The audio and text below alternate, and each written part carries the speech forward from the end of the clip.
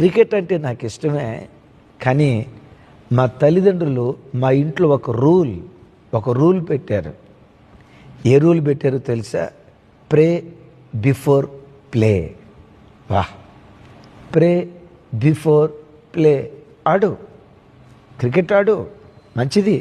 ఓ మంచి ఆటగత్తిగా నువ్వు తయారవు.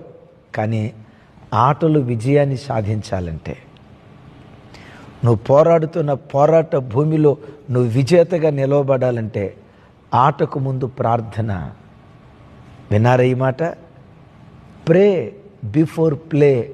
ఆటకు ముందు నువ్వు ప్రార్థన చేయాలని మా తల్లిదండ్రులు చిన్నతనం నుంచి ఆటకు ముందు ప్రార్థన నాకు నేర్పారు.